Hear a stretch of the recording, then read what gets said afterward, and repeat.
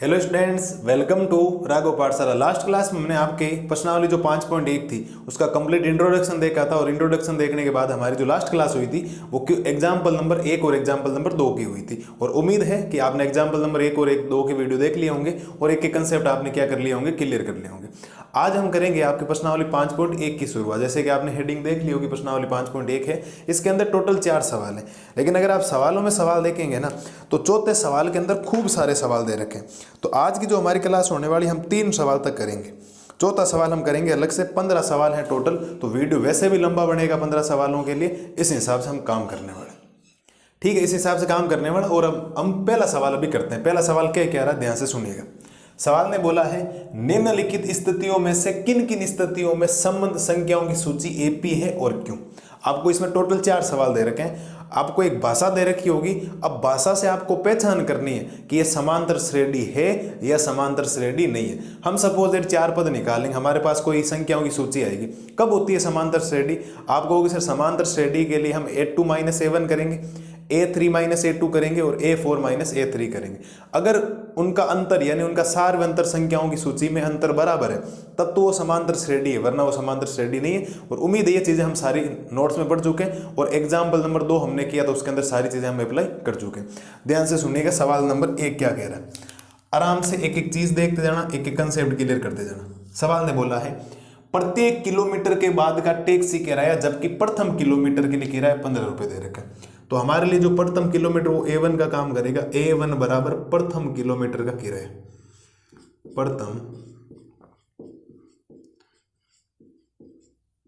प्रथम किलोमीटर का किराया कितना रुपए दे रखा है आपको? 15 रुपये। मतलब आपको 1 किलोमीटर अगर टैक्सी में चढ़ के जाना है, कहीं जाना आपको, तो आपको जो पैसे देने पड़ेंगे वो कितने देने पड़ेंगे? 15 रुपये देने पड़ेंगे। अब आगे, अब 1 किलोमीटर तो जाओगे नहीं, किलोमीटर तो कहीं आगे जाना, तो बोला क्या? और प्रत्येक अतिरिक्त किलोमीटर के लिए किराया 8 रुपये। अतिरिक्त किलोमीटर का मतलब हुआ मैं दूसरे किलोमीटर के ओर जाऊंगा, तो आप यहां लिखेंगे द्वितीय किलोमीटर का किराया, या दूसरे का लिख दो, कोई फर्क नहीं पड़ रहा, किलोमीटर का किराया वो हो जाएगा साहब 15 + 8 यानी कि 23 रुपये। ध्यान से सुनना, मैंने बहुत बड़ी बात लिखी है। मतलब ये हो गया कि आपको 15 रुपये तो देने ही देने। अब आपने बोला सर मैं 2 किलोमीटर और जाना चाहता हूँ, तो 15 रुपये में वो 8 रुपये आपके और जुड़ जाए। अरे किलोमीटर बढ़ गया ना, बढ़ा नहीं क्या वो? जैसे आप आगे जाओगे 15 रुपये तोड़ दोगे, 8 रुपये और बढ़ा के दोगे उसको। एक और कर लेते हैं, तीसरा a3, तीसरे किलोमीटर का किराया,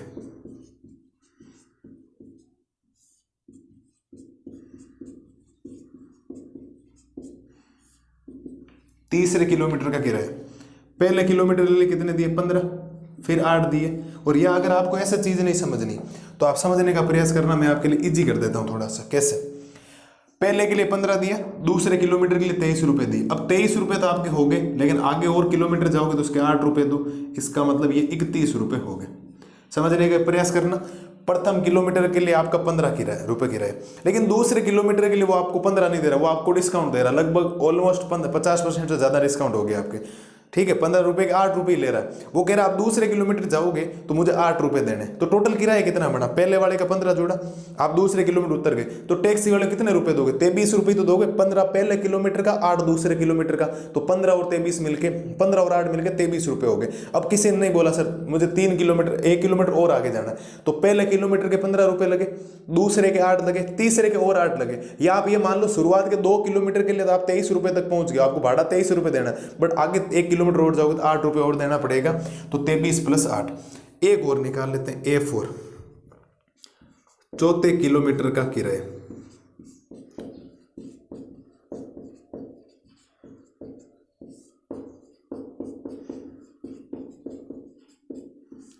अब 3 किलोमीटर तक आप कितने रुपए दे रहे हो? 31। आपको 1 किलोमीटर और जाना तो 8 रुपये और दोगे, तो इस बार कितने रुपए दे दोगे आप? 39 रुपये। अब बहुत है, 4 तक हम पता कर सकते हैं है या नहीं है। मुझे नहीं लगता प्रत्येक विद्यार्थी इस बात से कोई दिक्कत होनी चाहिए। किताब वाले ने बोला है कि प्रथम किलोमीटर, आप शुरुआत के सपोज डेट एक स्टेप गए, समझना इधर मैं बता रहा हूं, आप यहां से लेकर यहां तक 1 किलोमीटर गए, ठीक है, ये 1 किलोमीटर की बात चल रही। तब तो आपका जो किराया लगेगा वो कितने रुपए लगेगा, 15 रुपये लगेगा। अब आप यहाँ दूसरे किलोमीटर की बात कर रहे हो, फिर आपको तीसरे किलोमीटर तक और जाना है, फिर आपको चौथे किलोमीटर के लिए भी जाना है। मैं 4 किलोमीटर बाद चल रहा हूँ, गाड़ी ऐसे चलती जाएगी, रुकने का नाम नहीं ले रही। ठीक है, आप इसके अंदर बैठे हो, आपको पहले किलोमीटर का मतलब आपका स्टॉपेज यहाँ पर आ गया, यहाँ स्टॉपेज आ गया, 15 रुपये देना। लेकिन आपका मन हो गया सर नहीं, मुझे इस जगह पर पहुँचना, मेरा जो पॉइंट है वो यहाँ है पहुँचने का, तो इसने बोला सर आपको 15 रुपये तो पहले किलोमीटर देना, लेकिन आगे मैं आपसे 15 नहीं लूँगा, आगे मैं कितने रुपए लेना हूँ आपसे, 8 रुपये ले रहा हूँ। तो 1 किलोमीटर का 15 हुआ, लेकिन दूसरे किलोमीटर के लिए जब उसको किराया देना पड़ेगा वो कितना देना पड़ेगा, 23 रुपये। आप 2 किलोमीटर पे रुकोगे 23 पे हो जाएगा, लेकिन आपने बोला नहीं सर मुझे तो यहाँ और जाना, तो 23 में 8 रुपये और जोड़, प्रत्येक अतिरिक्त किलोमीटर का 8 रुपये जोड़ते जाना, 23 और 8 कितने हो जाएंगे, 31 रुपये हो जाएगा। नहीं आप बोलोगे सर नहीं आगे और जाना, आगे और जाना, इसका मतलब वापस 8 जोड़ दो तो 39 रुपये, इसका मतलब ऐसे सिलसिला चलता जाएगा। लेकिन पहले किलोमीटर का कितना रुपए है, 15 है। बाकी आप जैसे जैसे 1-1 किलोमीटर जाओगे तो 1 किलोमीटर का जो किराया बनेगा टैक्सी का वो बनेगा 8 रुपये, ज़्यादा नहीं बढ़ने वाला। ठीक है, तो उम्मीद है ये बात आपकी क्लियर होगी। अब चेक करते हैं एपी है या नहीं। ऐसे क्वेश्चंस इतने इंपॉर्टेंट नहीं है, केवल आपको एक बेसिक फंडामेंटल्स यूज करने जो आपको ध्यान रखना है एपी है या नहीं। तो एपी चेक करने के लिए सबसे पहला तरीका होता है A2 माइनस क्या करना होता है, A1। ठीक है सर, A3 माइनस क्या करना होता है, A2, और A4 माइनस क्या करना होता है, A3। इस बात को विशेष तौर पर ध्यान रखना, ये आपको करना है। तो A2 का मान दूसरे का मतलब हो गया 23 माइनस A1 का मतलब हो गया 15, करोगे तो 8 उत्तर आ जाएगा, और रुपए है तो रुपए कह रहा हूं मैं इसको। दूसरे A3 का मान 31 है, A2 का मान 23 है, ये भी माइनस करोगे तो 8 रुपये आ जाएगा। और फिर A4 का मान 39 है, A3 का मान आपके पास 31 है, तो ये भी कितना आ जाएगा, 8 आ जाएगा। ठीक है, तो ये तो आपके एपी बन रही है, सबको पता सेम शक्ल आई है। आप लिखेंगे अतः ये एक एपी है, ये एक एपी है क्योंकि A2 माइनस A1 बराबर है A3 माइनस A2 और बराबर है A4 माइनस A3। उम्मीद है कोई समस्या मेरे लाल और लाली को रही नहीं होगी। इस सवाल में सिंपल सा काम हमने किया, जैसे जैसे बोलता गया कर दिया। चेक करने का तरीका है, बेसिक से सवाल है, कोई इंपॉर्टेंट नहीं है। एक बार आपको बेसिक से आंखों में से इससे निकाल लेना, बाकी पूछने लायक सवाल ये तो बिल्कुल भी नहीं है। मैं नहीं कहता कि आपके है, ये सब पक्की बात है। ठीक है, एक बार आपको समझाने के हिसाब से समझा दिया। ये हमने कर लिया इसका पहला सवाल, और सेम आए इसका मतलब ये एपी है क्योंकि तीनों चीजें आपके क्या आ गई, बराबर आ गई।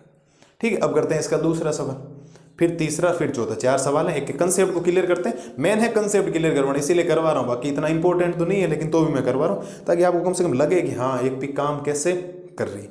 एक बार आप ये देख लें। अगली स्लाइड में करते हैं क्वेश्चन नंबर इसका सेकंड।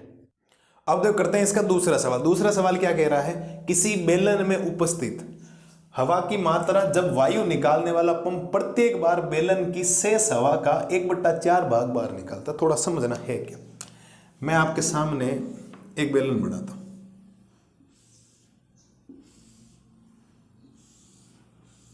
ये बेलन है, इस बेलन के अंदर सपोज ये हवा भरी गई, समझ रहे हैं ना, पूरा कंप्लीट भरा गया। मतलब हवा भरने का मतलब इसका आयतन है पूरा कंप्लीट, जितनी इसकी क्षमता थी, जितनी इसकी कैपेसिटी थी, उतनी हवा हमने इसके अंदर भर दी। इस बात को ध्यान रखना, कंप्लीट भरा। और एक यहां पर पंप लगा,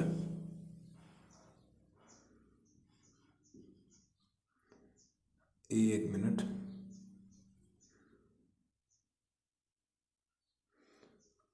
ये पंप लगा हवा निकालने के लिए, ये पंप है। ठीक है, ये इसका पंप है, हवा बाहर निकल रही है। ये पंप मान लो कि ये थे बिल्कुल यहाँ नीचे तक है, कंप्लीट नीचे तक है, हवा बाहर निकल रहा है। और हम मान लेते हैं इसके अंदर जो टोटल हवा है ना वो V हवा है। कितनी हवा है, V हवा है। तो टोटल पहली बार में कितना है, इसका मतलब अगर मैं A1 की बात करूं ना तो A1 का मतलब हो जाएगा, वो हो जाएगा V। अब आप चाहो तो V मान लो या कोई संख्या मान लो, 100 मान लो, भले इसको कोई दिक्कत नहीं करेगी। 1 मान लो, मतलब 1/4 निकालने का मतलब अगर एक हिस्सा कोई पूरा है तो 1/4 निकालने का मतलब है उसका 1/4, 1/4 भाग बाहर निकलेगा तो 3/4 भाग रहेगा। ठीक है, अब ये तो v है, अब हवा बाहर निकाली गई, v का 1/4 भाग। और वरना एक काम करो, मैं आपको ना इसमें ज्यादा उलझा नहीं रहा हूं, आपको एक एक चीज कंसेप्ट क्लियर करके जा रहा हूं, समझना। पहली बार में v है, तो दूसरी बार में जो होगा v गुणा 1/4, बिल्कुल कितना आएगा, v/4 आएगा। मतलब पहली बार में कितनी हवा थी, v, और दूसरी बार में v का 1/4 बाहर निकाल दिया। तीसरी बार जो बचेगा वो v/4 का कितना भाग, 1/4 भाग बाहर निकलेगा, बिल्कुल 1/4 भाग निकलेगा, तो वो कितना आएगा, v/16। अब अगर ध्यान से देखोगे ना, यहां पर भी अंतर बराबर तो नहीं, ठीक है, यहां तक आप समझने का प्रयास करना। पहले हवा कितनी थी, v, अब v का 1/4, यार 1/4 बार बोला, पंप दबाया 1/4, तो v का 1/4 मतलब v गुणा 1/4 भाग बाहर निकलेगा, तो v/4 हो गया। अब हवा बची कितनी है, पहली बार में उसके पास हवा जो थी, समझने का प्रयास करना, पहली बार जो इसके पास हवा थी वो थी v पहली बार में, फिर v का जब भाग निकाल दिया, अब ये जो बेलन के अंदर हवा है ना वो v/4 है, ध्यान रखना कितनी है, v/4। अब v/4 का 1/4 वापस भाग निकलेगा, तो v कितना आएगा, 16। ये तो दोबारा में आ गया। अब तीसरी, ठीक है, यहां तक हो गया, यहां तक कोई दिक्कत होनी नहीं चाहिए। अब अगर आप चौथी बार में सपोज दैट हवा निकालोगे, अब बेलन में हवा बची कितनी है, v/4 बची। अब इसका 1/4 भाग 1/4 से गुणा कर दो, तो v क्या आएगा, 64 आएगा। ये बात आपको समझनी पड़ेगी। जैसे अगर सपोज आपके पास 100 रुपए, कितने रुपए हैं, 100 रुपए, और उसका 1/4 भाग करना है, तो 1/4 भाग का मतलब होता है, अगर आप 4 भाई बहन हो तो 4 भागों में बंटेगा, इसका मतलब 25-25 रुपए नहीं आएंगे। कैसे आया, 100 का 1/4 भाग, तो 100 गुणा 1/4, तो पहले v हवा थी, फिर v का 1/4 किया, v/4 बचा। अब v/4 का 1/4 वापिस भाग बाहर निकलेगा, तो v/16 आया, v/16 का 1/4 भाग बाहर निकलेगा, v क्या आया, 64 आया। आप ध्यान से देखेंगे तो अगर मैं यहां से निकालूं इसका a2 माइनस a1, क्या निकालूं, a2 माइनस a1, तो a2 कितना है, v/4 माइनस a1 कितना है, v, तो मैं इसमें जब एलसीएम लूंगा तो ये बचेगा v माइनस का 4v/4, एलसीएम लिया तो माइनस का 3v/ में कितना बच जाएगा, 4 बच जाएगा। ये आपका पास आ गया। अगली बार हम निकालेंगे a3 माइनस a2। अब a3 की वैल्यू कितनी है, a3 की वैल्यू है v/16 माइनस ये है v/4, दोनों का एलसीएम लोगे तो 16 आएगा, तो ये v माइनस 4 का भाग 16 में 16 बार जाएगा, कितनी बार जाएगा, 16 बार जाएगा, और 16 4 का भाग 16 में 4 बार जाएगा, ये गुणा करोगे तो कितना बचेगा, ये 4v बचेगा, तो ये बचेगा माइनस का 3v/ में 16। क्या बराबर है क्या, ये और ये बराबर नहीं है, तो आप लिख देंगे अतः ये AP नहीं, आप लिखेंगे अतः ये AP नहीं। अब आगे वाला चेक करने की जरूरत नहीं, शुरुआत में बराबर नहीं है, क्योंकि a2 माइनस a1 बराबर ही नहीं है a3 माइनस a2 के। अगर शुरुआत की दो पद ही बराबर नहीं है तो तीसरा पद तो कभी बराबर आएगा भी नहीं, और आ जाए तो भी कोई फर्क नहीं पड़ रहा, हमने दो पे चेक कर लिया। समझने का प्रयास करना। साहब कहना क्या चाह रहा है किताब वाला ये कहना चाह रहा है कि अब ये समझे, किताब वाले के पास सपोज दैट एक आयतन है 100, अब 100 का 1/4 भाग निकालेगा तो 100/1/4 आएगा, फिर 100 का 1/4 का कौन सा भाग निकलेगा, 1/4। जितनी जितनी हवा बचता जाएगा, पहले इसके अंदर कितनी हवा थी, v का 1/4 निकाला तो इसके अंदर जो शेष हवा बची कितनी बच गई, v/4 बच गई। भाई पहले v थी, v का 1/4 बाहर निकाला तो v का 1/4 v/4 हो गया, ये बचा। अब ये जो हवा बची इसका वापिस 1/4 भाग और बाहर निकालना, तो क्या ये v/16 नहीं आएगा। अब इस के अंदर हवा जो है वो है v/16। अब वापिस और पंप को मैंने क्रूज किया और v/16 का वापिस 1/4 भाग निकला, क्या v/64 नहीं आएगा क्या इसके अंदर, तो ये आया। तो इसमें से ये घटाया तो ये आया, इसमें से ये घटाया तो ये आया, और ये बराबर नहीं है क्योंकि -3v/16 4 है, ये माइनस का 3v/16 तो ये तो बराबर नहीं है। इसका मतलब ये AP नहीं है, और अगर ये AP नहीं है, क्यों नहीं है, क्योंकि ये आपके बराबर नहीं। तो उम्मीद है सिंपल सा सवाल था, ज़्यादा कोई माता बच्ची वाला काम है नहीं। अब इसको कर ले, अगली स्लाइड में करवाता हूं मैं आपको क्वेश्चन नंबर इसका 3। अब देखो करते हैं इसका तीसरा सवाल। तीसरा सवाल क्या कह रहा है कि प्रत्येक मीटर की खुदाई के बाद एक कुआं खोदने में आई लागत, जबकि प्रथम खुदाई की लागत 150 है। आपने कोई कुआं खुदवाने के लिए किसी मजदूरों को बुलाया है और 1 मीटर खोदने के वो कितने रुपए लेंगे, 150 रुपए की शुरुआत का जो प्रथम मीटर है ना, जैसे वो पहला सवाल था प्रथम किलो 15, बाद में 15 8 रुपए ही ले रहा था, 15 तो नहीं लिया ना उसने। तो ये कह रहा है कि प्रथम जो आपका 1 मीटर खोदेगा, तो उन मजदूरों ने बोला हम 1 मीटर के लिए आपसे जो चार्ज करने वाले हैं, जो आपसे पैसा लेने वाले हैं, वो लेंगे 150 रुपए। ठीक है सर। और बाद में प्रत्येक मीटर खुदाई की लागत 50 रुपए बढ़ती जाती है, हर बार जैसे जैसे मीटर बढ़ता जाएगा खुदाई बढ़ती ही जाएगी। ठीक है, यहां तक अब देखो ध्यान से, इसको बोला क्या, खुदाई के लिए आपके रुपए 50 रुपए प्रत्येक मीटर में बढ़ते जाते हैं। तो ध्यान से सुनना, आप लिखेंगे A1 बराबर प्रथम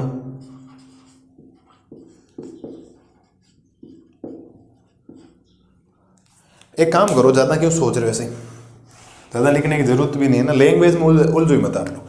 सपोज आप पहले मीटर के लिए खोद रहे हो और कितने रुपए दिए आपने उसको, 150 रुपए। ठीक है सर।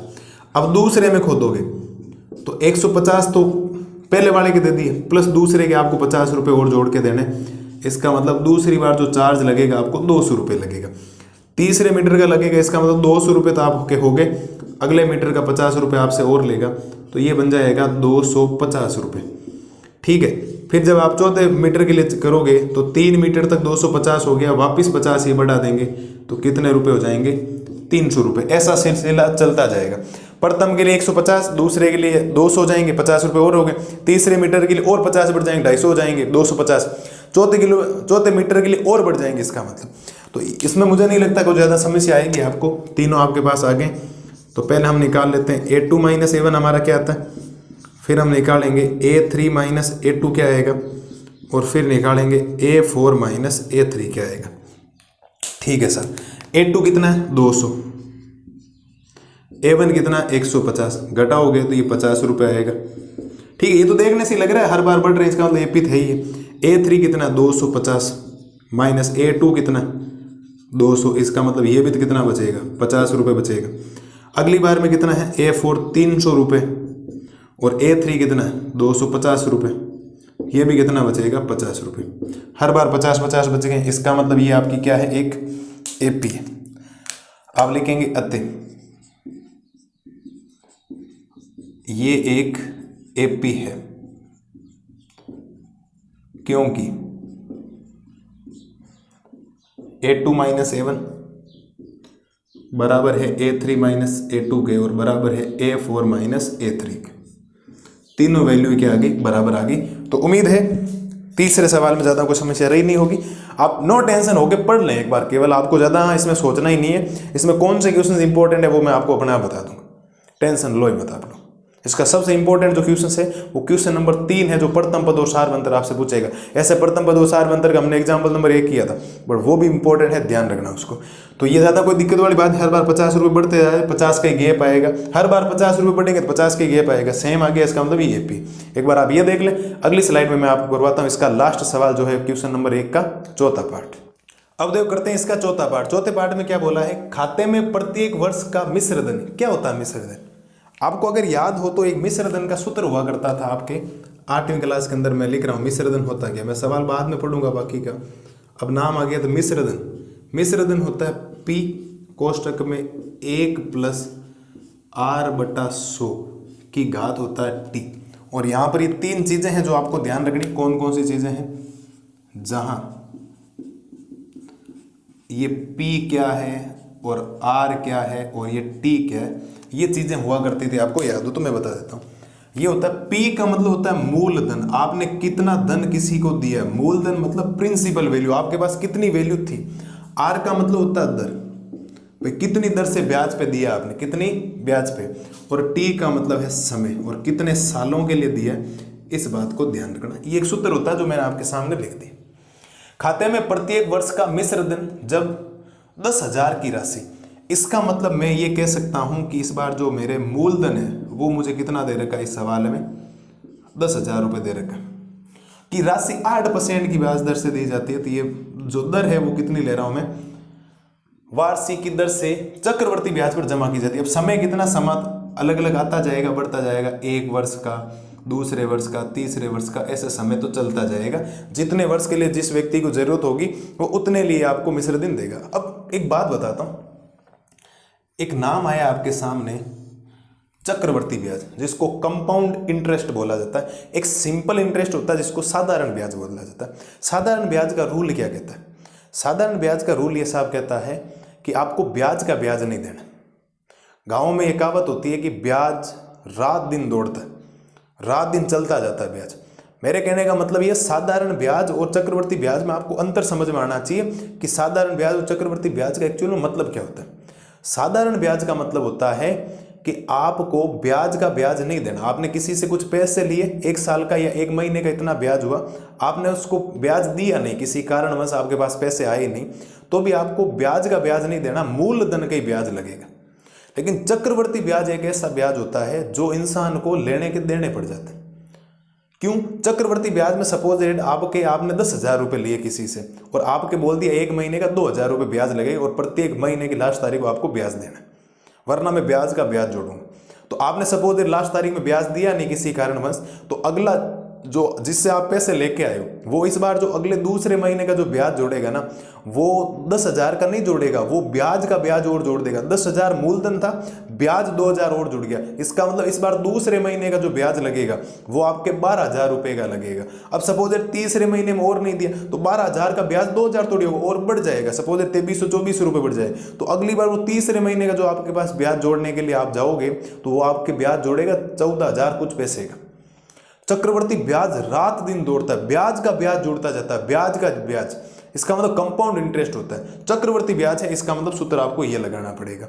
मिश्र धन का अलग सूत्र होता है, वो PR/T बटा में 100 होता है, वो एक सिंपल सा सूत्र होता है, PR गुणा T। इस बात को ध्यान रखना, ठीक है। तो ये चक्रवर्ती ब्याज है, इसका मतलब आपको ब्याज का ब्याज, ठीक है, समझ गए आप। साधारण ब्याज और चक्रवर्ती ब्याज का मतलब, साधारण ब्याज ब्याज का ब्याज नहीं लेता, चक्रवर्ती ब्याज ब्याज का ब्याज जुड़ता जाता है, पैसे बढ़ते जाते हैं। इसका सूत्र ये होता है, उसका सूत्र नॉर्मल सा होता है, PR/T बटा में 100 में। एक आपको 5 पॉइंट जो 2 प्रश्नावली आएगी उसके अंदर एक सवाल करवाऊंगा, वो एक मिश्र धन, वो है ना नॉर्मल सा साधारण ब्याज का कह रहा है, उसके अंदर PR/T मूलधन गुणा दर गुणा समय बटा में 100। इससे इतना ही करना, हर बार ब्याज नहीं जुड़ेगा, टाइम जैसे बढ़ता जाएगा मूलधन सेम में रहेगा, ब्याज का ब्याज नहीं। लेकिन ये मिश्र धन निकालने का सूत्र होता है जब चक्रवर्ती ब्याज दे रखा हो। बाकी जब चक्रवर्ती ब्याज नहीं, साधारण ब्याज, मिश्र धन का सूत्र होता है PR/T, P गुणा R गुणा T बटा 100, मूलधन गुणा दर गुणा समय बटा में 100। जिस दिन मैं आपको 5.2 का एक सवाल करवाऊंगा, उदाहरण है, मैं आपको बताता हूँ कौन सा है, 1 मिनट आप रुकना, है ना, मैं बता देता हूँ क्या काम है लेना है। वहाँ पर वहाँ एक सवाल आ रखा है तो आपको, हाँ ये दे रखा है, देखो उदाहरण नंबर 9 है। 1,000 रुपये की एक धनराशि 8% वार्षिक साधारण ब्याज पर निवेश की जाती है। साधारण ब्याज का मतलब होता है, अब साधारण ब्याज का अलग सूत्र होता है, मिश्र धन का अलग होता है। मिश्र धन का मतलब धन का मिश्र हो गया, मिश्र में चीजें जुड़ती जा रही है, ब्याज का ब्याज बढ़ता जा रहा है, ठीक है साहब। ये तो हो गया हमें जो दे रखा था। अब मैं थोड़ा सा प्रथम वर्ष का निकालता हूं, तो प्रथम वर्ष का मतलब हमारे लिए यहाँ काम करेगा A1 का, तो आप लिखेंगे प्रथम वर्ष का मिश्र धन, प्रथम वर्ष का मिश्र धन। तो प्रथम वर्ष का जो मिश्र धन होगा वो मेरे पास इस P यानी मूलधन का मान तो कितना दे रखा, 10,000 रुपये, ठीक है साहब। 1 बटा दर कितनी है, दर है 8। परसेंटेज मत लगाना, ये परसेंटेज हटा के ऑलरेडी इसने 100 लिख दिया। जब कभी भी परसेंटेज हटता है तो बटा में 100 आता है, इसने 100 लिख दिया और बटा में कितना हो जाएगा 100, और टाइम है पहले वर्ष का, इसका मतलब T का मान कितना हो गया 1, और इसका जो उत्तर आएगा वो आएगा आपकी 10,000। मेरे पास कैलकुलेशन की हुई है, मैं आपको बता देता हूँ, इसका उत्तर आ जाएगा 10,800, वो भी रुपये। इसकी कैलकुलेशन आप कर लेना, ये ध्यान रख लेना आप, ठीक है, वो आ जाएगी। अब आपको दूसरे वर्ष का निकालना A2 का, तो आप लिखेंगे दूसरे वर्ष का मिश्र धन। कौन से वर्ष का निकालना है, दूसरे वर्ष का जब मिश्र धन निकालोगे तो मूलधन तो कितना है 10,000 है, 1 प्लस दर तो 8/100 ही है, लेकिन समय इस बार कितने साल का हो जाएगा, 2 साल का हो जाएगा। अरे समय कितने साल का हो जाएगा, 2 साल का हो जाएगा, इस बात को ध्यान रखना, ठीक है। तो ये कैलकुलेशन करोगे तो ये बनेगा 11,000। एक बात बताओ, दूसरे वर्ष का जो मिश्र धन लगेगा वो इन पैसों का लगेगा, 10,000 का नहीं लगेगा, ध्यान रखना, वो लगेगा आपके 10,800 का, वरना चलो 10,000 ही रहने दो यहाँ तो। 1 मिनट, सूत्र यही होता था, आप 10,000 ही रहने दो, 10,000। ये सोल्व करोगे तो इसका जो उत्तर देगा वो 11,664 रुपये ये देने वाला आपको, ठीक है, दूसरी बार में। ठीक है सर, A3 का मतलब हो जाएगा तीसरे वर्ष का मिश्र धन, तीसरे वर्ष का मिश्र धन। ये आपको जब जब चक्रवर्ती ब्याज दे रखा है तो ये सूत्र ध्यान रखना आपको, ठीक है, तो याद रख लेना इसको। तो मूलधन तो कितना 10,000 ही, 1 + 8 बटा कितना 100, इस बार समय हो जाएगा 3। तो इस बार जो उत्तर देने वाला है वो देगा 12,597 पॉइंट, कितना देगा ये 12 रुपये देने वाला आपको इसका ब्याज करके।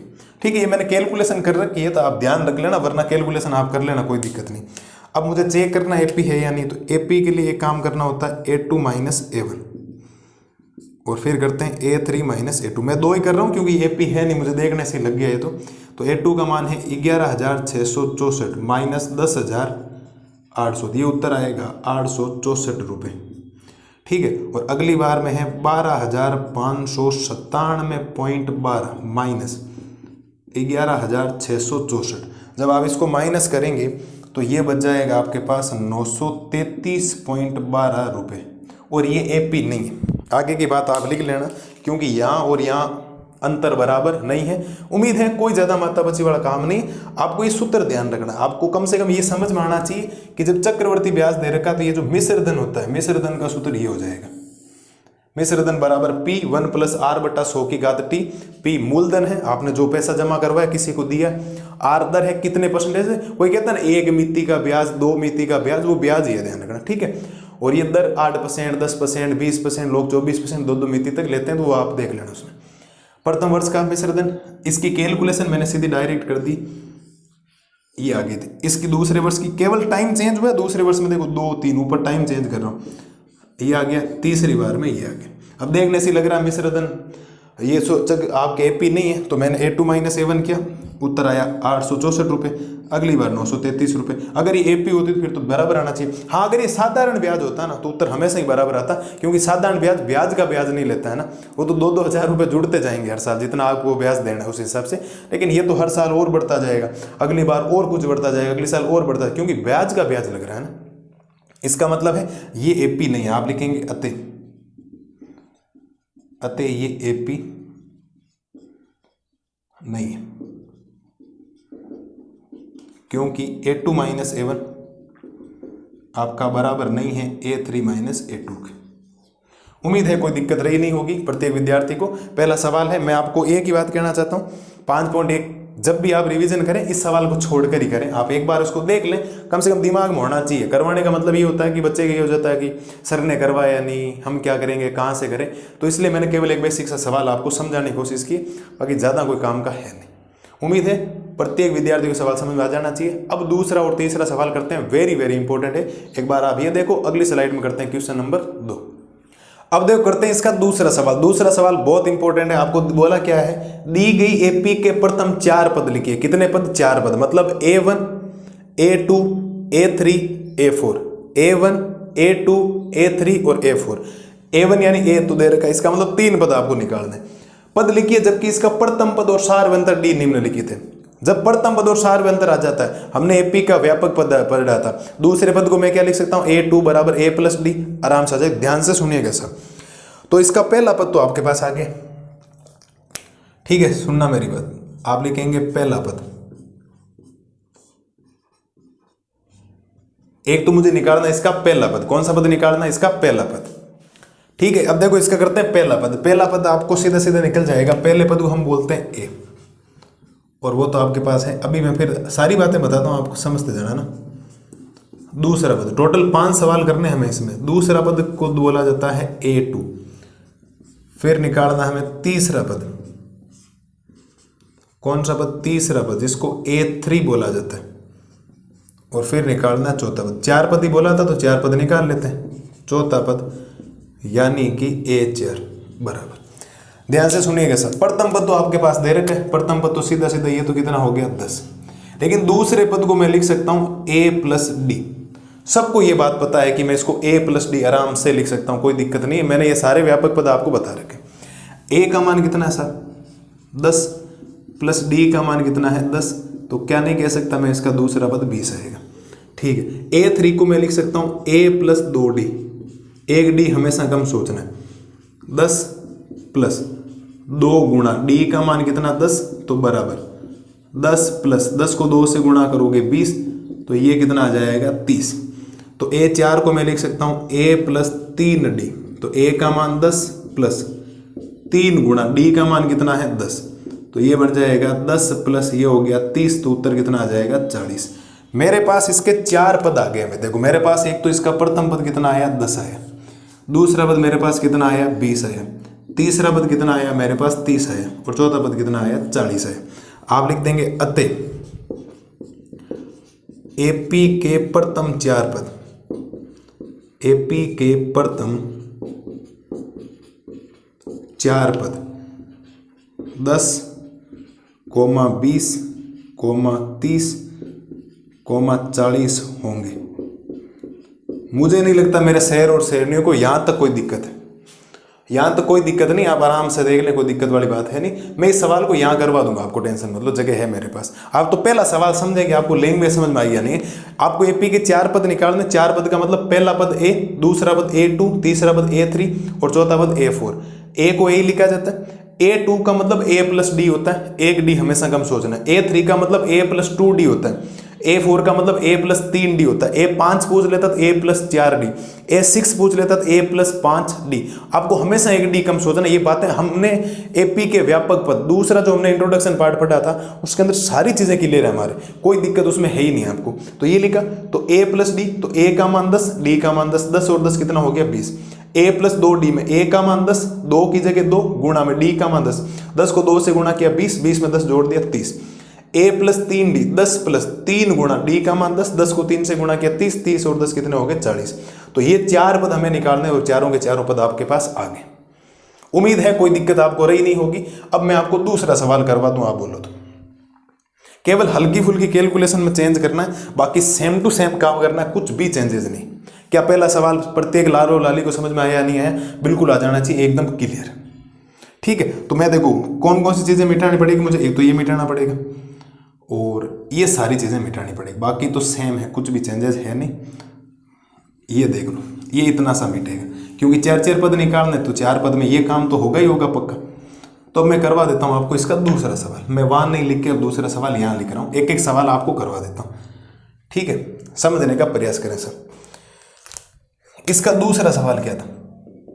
दूसरे सवाल में आपको a का मान तो दे रखा -2 और d का मान कितना दे रखा 0। अब d 0, इसका मतलब सब जगह पद में कोई अंतर है ही नहीं, -2 -2 -2 -2 ही उत्तर आएगा। ध्यान दें सर, ये आपके पास आ गया। तो प्रथम पद तो इसका कितना हो गया -2, प्रथम पद कितना हो गया -2। तो अगला पद निकालोगे तो a का मान कितना -2 प्लस d का मान 0, तो उत्तर कितना देगा -2 देगा। a का मान -2 प्लस 2 गुणा d का मान कितना 0, तो ये बनेगा -2 प्लस 2 को 0 से गुणा करोगे 0, और -2 में जब 0 जोड़ोगे तो माइनस का क्या बन जाएगा 2 बन जाएगा। अगले में a प्लस 3d करोगे तो -2 प्लस 3 गुणा d का मान 0 बराबर -2 प्लस 3 को 0 से गुणा करोगे 0, उत्तर आ गया -2। सब जगह सेम ही आएगा, क्योंकि अंतर तो है ही नहीं। अंतर 0 कब होता है? जब अंतर बिल्कुल हो ही नहीं, सेम संख्याएं चल रही हो। ये हमने उदाहरणों में पढ़ा, ये आपके पास आ गया। अतः एपी के प्रथम 4 पद -2 -2 और -2 होंगे। क्या ख्याल है आप लोगों का? बात सही है क्या एकदम? अरे बोलो, कोई दिक्कत हो तो बोलो, मुझे तो नहीं लगा कोई दिक्कत है। मैं अभी इसका तीसरा करवा दूं, आपको हो जाना चाहिए। ये भी देखो, कुछ भी इसमें ऐसा नहीं होगा कि आपको कोई बात समझ में नहीं है। सेम आपको a और d दे रखा है, इसमें वैल्यू रखते जाओ, कैलकुलेशन करो, उत्तर आ जाएगा। अब d 0, इसका मतलब पदों में कोई अंतर है ही नहीं ना, 0 का अंतर देख लो। ठीक है, मिटा दूं क्या ये? बिल्कुल। तो मुझे ये मिटा देना चाहिए, मुझे ये भी मिटा देना चाहिए, क्योंकि दूसरा सवाल तो हो गया। बाकी अब कैलकुलेशन कर लेते हैं।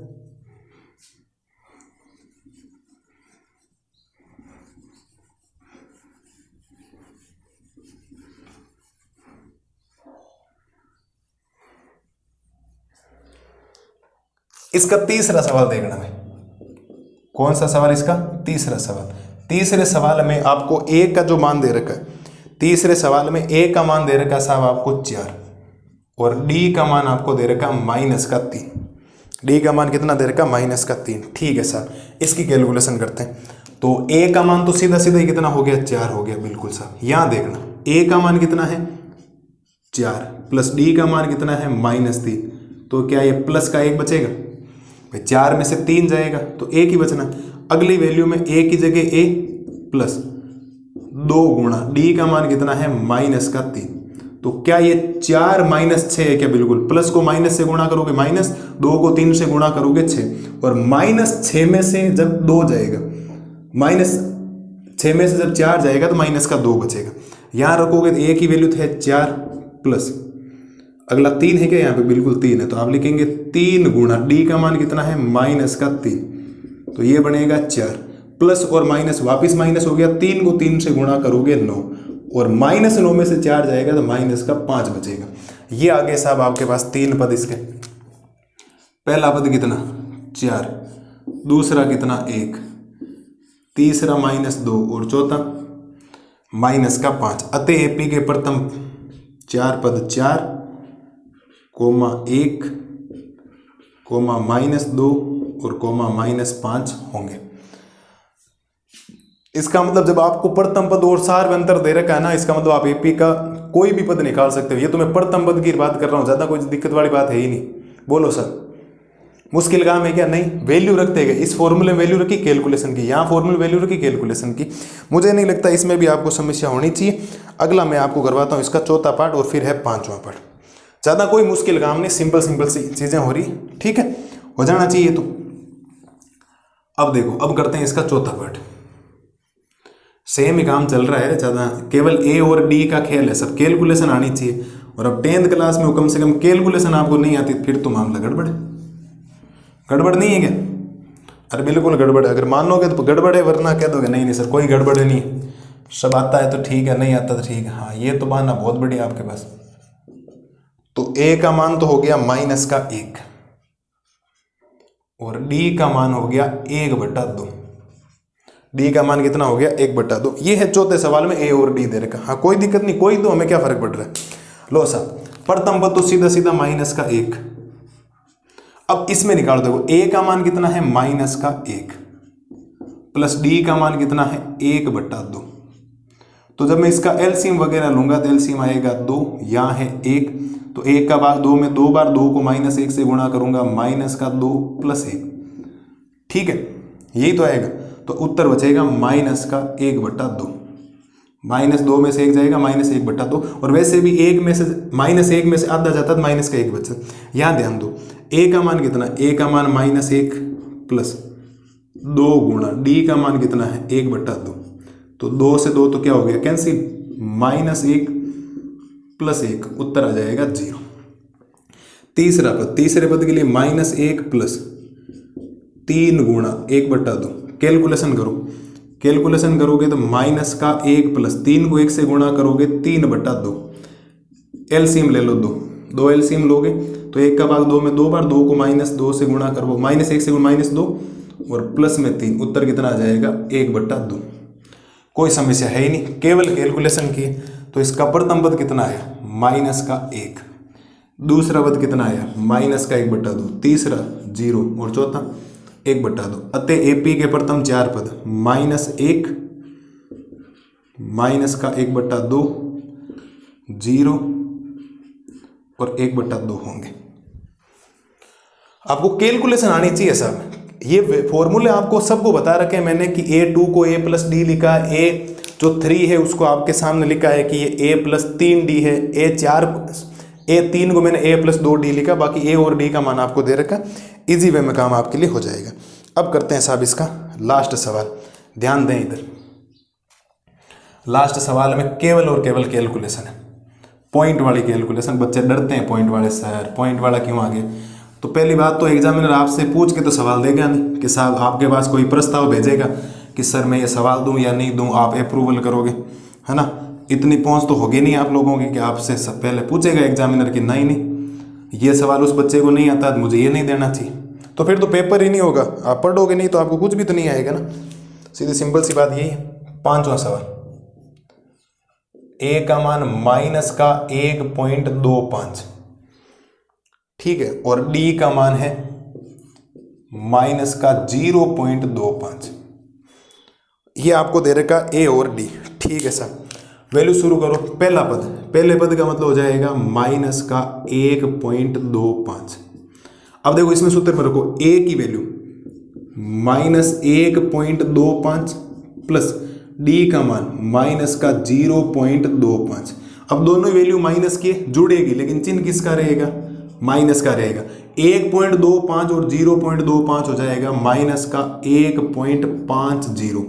कितना हो जाएगा? माइनस का 1.50। जोड़ के देख लेना, देखो 1.1 में 0 जोड़ा 1.25 और 0.25 0.50 हो जाता। जोड़ना आना चाहिए, पॉइंट के नीचे पॉइंट रखना, उत्तर आ जाएंगे आपके। ठीक है सर, ठीक है, ये तो हो गया इसका दूसरा पद, आपको 0.25 0.25 0.50 हो जाएगा। ठीक है सर, अब यहां पर देखो a का मान कितना है? माइनस का 1.25 प्लस 2 गुणा d का मान कितना है? माइनस का 0.25।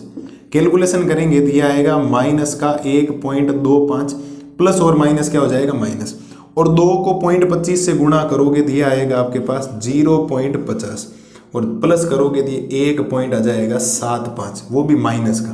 किसका आ जाएगा? माइनस का। इस बात को ध्यान रखना। ठीक है, पॉइंट है, ध्यान रखना, मैंने थोड़ा बड़ा लगाया, आप समझ रहे ना, ये पॉइंट है।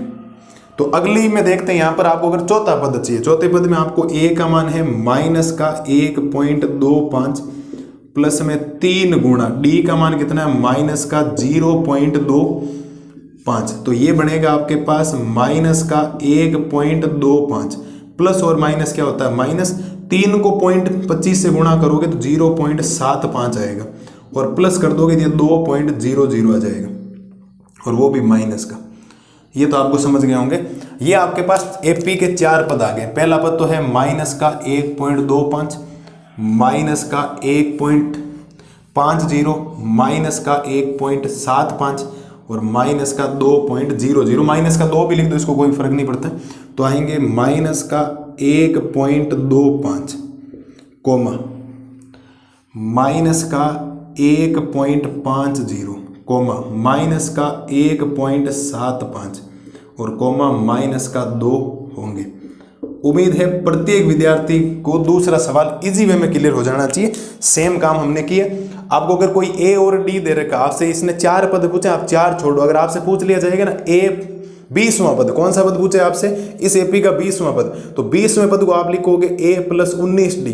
अब a का मान आपके पास है, d का मान है, गुणा भाग आपको करना है, प्लस माइनस आपको आने चाहिए। इजी वे में आप उत्तर दे दोगे, किसी भी सवाल में कोई प्रॉब्लम आपको आएगी नहीं। तो ध्यान रखना, जब आपको a और d दे रखा है तो प्रोसेस होता है। ये चौथे पद को मतलब a प्लस 3d क्यों लिखा है, इसके लिए आप कृपया करके एक बार इंट्रोडक्शन वीडियो जरूर देखें, जो शुरुआत के 2 बनाए। मैं इंट्रोडक्शन बनाता हूँ, इससे बातों से नहीं होता, उसमें निचोड़ है पूरी चीज़ों का, मक्खन सी चीज़ें पड़ी है वहाँ पर आपके सामने। और जब तक निचोड़ नहीं निकलेगा ना, कंसेप्ट नहीं आएगा आपके पास, तो फिर इसमें पक्का ऐसा सरदर्दी होगा, पकड़ के बैठ जाओगे कि क्या चल रहा है, कुछ समझ में नहीं आ रहा है। तो भाई पहले उस ट्रैक से तो गुजरो जो आपके लिए बनाया गया। आप तो सीधा छलांग लगाने के लिए आगे नहीं, पहले रास्ता जो बनाया गया उस रास्ते के ऊपर चलो, फिर रास्ते के अंदर जो जो सवाल आ रखे हैं उसको उठाओ। ये सवाल है उठाने वाले, हर बार आपको फूल नजर नहीं आएंगे, कांटे कांटे हैं रास्ते में। आपने पढ़ाई को चूज किया, आपको नंबर लाने, आपको बढ़िया परसेंटेज बनाने, तो पक्की बात है कि आपको ऐसा कोई रास्ता नहीं मिलेगा जिसके अंदर आपको फूल नजर आए। ये कांटों वाले रास्ते हैं, और कांटे वाले रास्ते में आपको चलना पड़ेगा। नहीं चलोगे तो दिक्कत होने वाली है। रुक जाओ तो बैठ जाओ भाई, आगे जाओ ही मत। और लेकिन घर से निकले हो तो कहीं ना कहीं तो आपको पहुंचना पड़ेगा। मंजिल पास में है, जहाँ जहाँ रास्ता आगे जैसे जैसे जाते जाते हो आपको आगे वाला रास्ता आपको मिलता चलता है। छोटे भाई बहनों की तरह समझा रहा हूँ, समझें, हर चीज़ करें, कंसेप्ट कमरे। मैं अगर बोल रहा हूँ ना, मैंने ये A3 A प्लस 2D लिखा है तो आज नहीं लिखा है, इसके लिए मैंने आपको एक एक चीज़ कंसेप्ट क्लियर किया जब इंट्रोडक्शन पार्ट पढ़े। आप लाइन वाइज वीडियो देखें फिर ही आए, कोई दिक्कत नहीं, 2 दिनों के बाद आ जाए इस वीडियो में। आज का आज, अगर आज अपलोड कर रहा हूँ और आज का आज देखना कोई ज़रूरी नहीं है, अपने छोड़ दो। लेकिन पहले वाला बिना देखे यहाँ आ गए ना, फिर सरदर्दी होगा, चक्कर आएंगे आप लोगों को, सर्कल घूमेगा आपके दिमाग में, ये चीज़ें आई कहाँ से। इन चीज़ों के लिए बहुत माथापच्ची की हमने, खूब सारी चीज़ें कर रखी। तो उम्मीद है दूसरा सवाल आपके एकदम क्लियर हो गया होगा। अगली स्लाइड में इसका करते हैं लास्ट सवाल। बिल्कुल भी लास्ट सवाल को हल्का मत लेना, है तो प्रथम पद और सार में अंतर, लेकिन अक्सर एग्जाम में पूछा जाता है। एक बार आप ये देख लें। अगली स्लाइड में करते हैं question number 4, question number 3 sorry. अब देखो करते हैं इसका तीसरा सवाल। तीसरा सवाल क्या बोल रहा है, निम्नलिखित में प्रत्येक एपी के लिए प्रथम पद और सार अंतर लिखिए।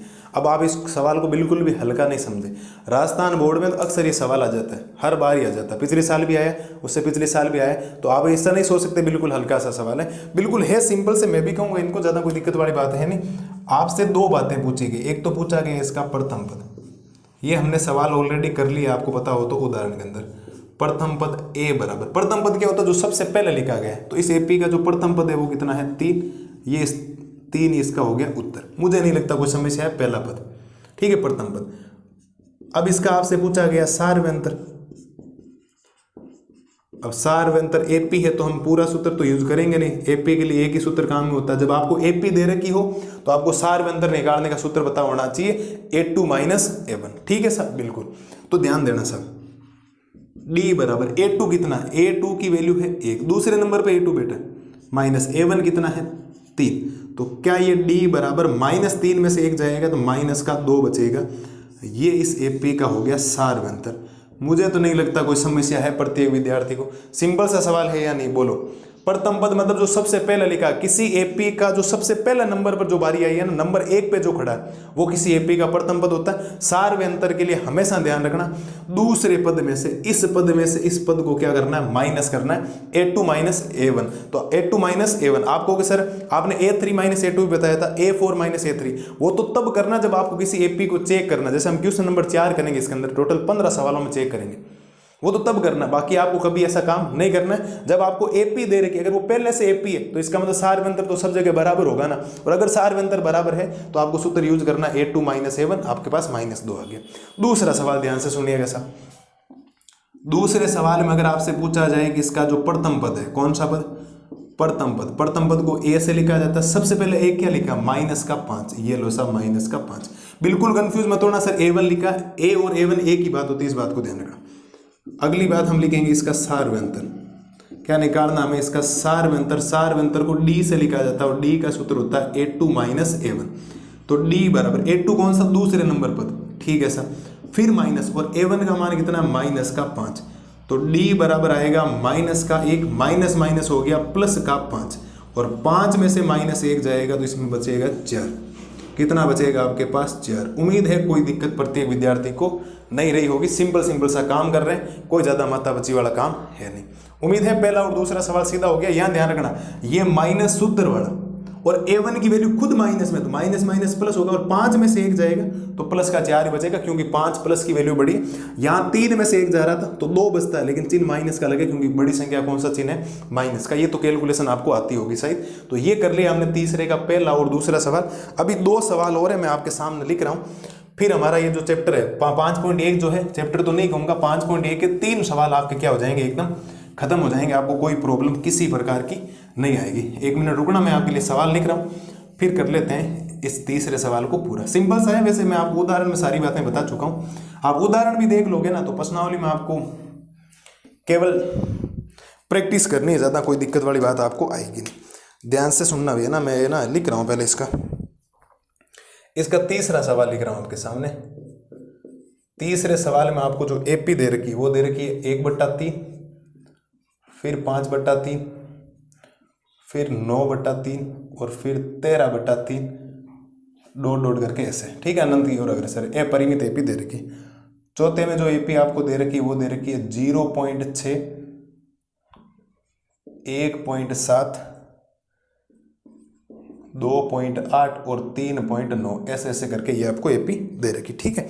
तो ध्यान से देखो भाई, क्या करना है क्या आपको नहीं करना है समझना। तो ये तो आपके पास एपी आ गई, बिल्कुल सा। अब आपको चाहिए एपी का प्रथम पद, तो आप लिखेंगे प्रथम पद ए बराबर, प्रथम पद ए बराबर, प्रथम पद मतलब सबसे पहले 1/3। इसमें तो कोई दिक्कत होनी नहीं चाहिए किसी विद्यार्थी को, सीधा सिंपल सा काम है, ठीक है सर। अब इसका चाहिए आपको सार्वंतर।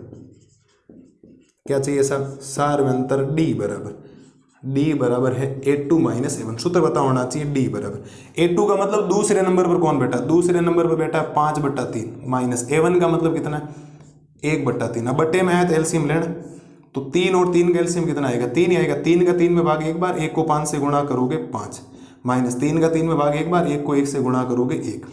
तो D बराबर बचेगा 4/3। डी का मान कितना आ जाएगा 4/3। अरे कोई समस्या क्या लाल और लाली को, कोई समस्या नहीं है, इससे सिंपल काम नहीं हो सकता। मैं अगर कह रहा हूँ ये 1 नंबर का सवाल अगर बोर्ड में आया तो इसका मतलब आप ये समझ लो बोर्ड का लेवल कहाँ चल रहा होगा। अब ये चीज समझे बोर्ड का लेवल किधर की ओर।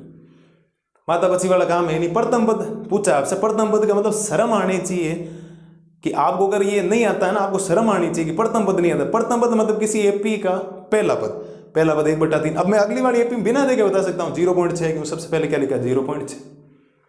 अब डी निकालना है तो इसमें से ये माइनस करो। अब कभी माइनस संख्याएं हो रही है, कभी बट्टे वाली जोड़ आ रही है, वो हर तरीके से आपको प्रिपेयर करना चाह रहा है कि आपको पॉइंट में आए तो ऐसा करना है, बट्टा में आए तो ऐसे करना है। ये देखो आगे पॉइंट का और पूछ रहे, तो मुझे नहीं लगता इसमें कोई समस्या है। इसका उत्तर देखो भाई,